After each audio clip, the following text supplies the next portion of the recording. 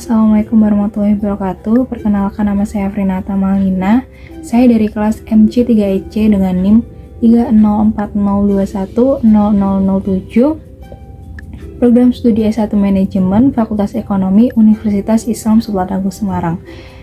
Di sini saya akan mempresentasikan tentang teks akademik untuk tugas Bahasa Indonesia dengan dosen pengampu Ibu Leli Nifsi Setiana, SPD MPD, Program Studi Pendidikan Bahasa dan Sastra Indonesia, Universitas Islam Sultan Agung Semarang.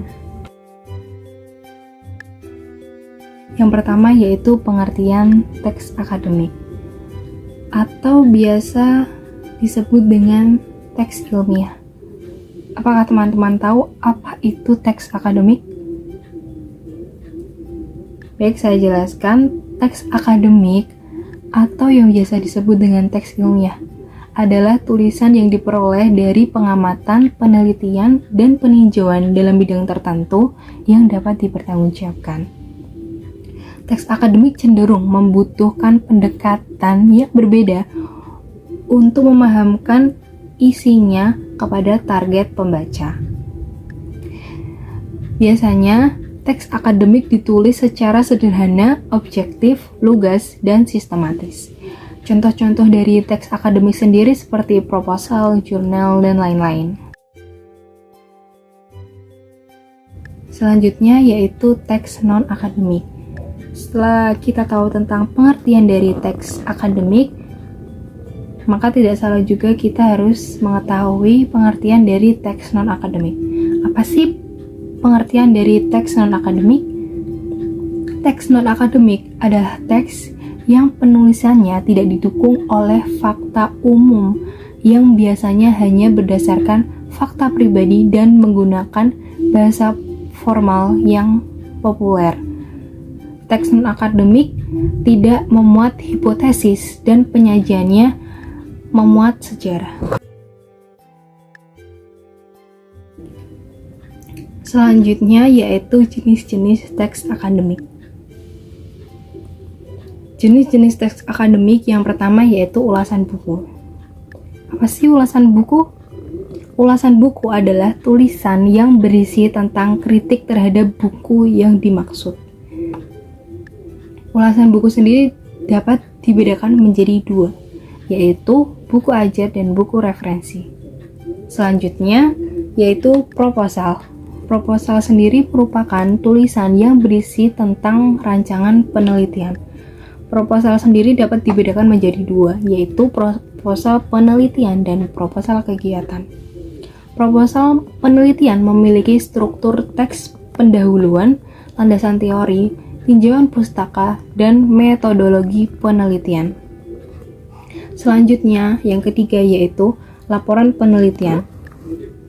Laporan penelitian dapat dibedakan menjadi dua, yaitu laporan penelitian dan laporan kegiatan.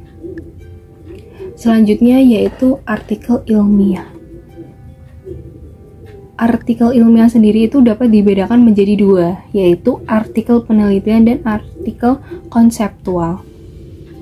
Pada dasarnya, jenis-jenis tersebut merupakan genre makro, yang di dalamnya terdapat campuran dari beberapa genre mikro seperti deskripsi, laporan, prosedur, eksplanasi, eksposisi, dan diskusi. Teks akademik. Yang pertama yaitu teks akademik padat informasi. Padat informasi sendiri pada teks akademik adalah akan informasi dan kata-kata leksikal. Kepadatan informasi pada teks akademik dapat dijelaskan dari dua sisi. Yang pertama yaitu informasi dipadatkan melalui kalimat simpleks. Yang kedua, informasi dipadatkan melalui nominalisasi. Pada sisi kalimat simpleks, informasi yang dipadatkan dapat berupa kalimat sematan yang ditandai oleh tanda kutip. Contoh kalimat yang menunjukkan penandaan informasi seperti dicetak tebal. Ciri-ciri yang kedua yaitu teks akademik padat kata-kata leksikal. Teks akademik lebih banyak mengandung kata-kata leksikal, verba predikator, adjektiva, dan adverbial tertentu daripada kata-kata struktural seperti konjungsi, kata sandang, preposisi, dan sebagainya. Yang ketiga, yaitu teks akademik banyak memanfaatkan nominalisasi. Nominalisasi sendiri itu apa sih? Nominalisasi yaitu upaya pembedaan dari misalnya proses atau verba, kondisi atau adjektiva, sirkumstansi atau adverbia, dan logika atau konjungsi. Contoh, pengendalian PGDC dengan cara penyemprotan fungisida terbukti kurang bermanfaat. Contoh-contoh yang diambil dari teks akademik tersebut mengandung nominalisasi, pengendalian, penyemprotan, analisis yang secara berturut-turut dibedakan dari verba mengendalikan, menyemprot, dan menganalisis. Ciri-ciri yang keempat yaitu teks akademik banyak memanfaatkan metafora gramatika. Melalui ungkapan inkongruen metaforamatika atau metafora gramatika adalah pergeseran dari tata bahasa yang lebih tinggi ke tata bahasa yang lebih rendah. Metafora gramatika terjadi pada ungkapan yang inkongruen atau tidak setara, sebagai kebalikan dari kongruen. Realisasi secara kongruen adalah realisasi yang sewajar-wajarnya sesuai dengan realitas. Misalnya, benda direalisasikan sebagai nomina, proses direalisasikan sebagai verba, konjungsi direalisasikan sebagai adjektiva. Sebaliknya, pada realisasi secara inkongruen, proses tidak diungkapkan dengan verba, tetapi dengan nomina. Kondisi tidak diungkapkan dengan adjektiva, tetapi dengan nomina, dan sebagainya. Yang terakhir yaitu banyak memanfaatkan istilah teknis. Istilah teknis sendiri merupakan penamaan pada sesuatu dengan menggunakan nomina. Istilah teknis merupakan salah satu ciri penting pada teks akademik karena digunakan sesuai dengan tuntutan bidang ilmu dan latar pokok persoalan yang disajikan di dalamnya. Terkait dengan bidang ilmu, istilah teknis yang sama mungkin mengandung makna yang berbeda apabila istilah tersebut digunakan di bidang ilmu yang berbeda. Sampai gini jelas teman-teman. Yang terakhir yaitu perbedaan antara teks akademik dan teks non-akademik.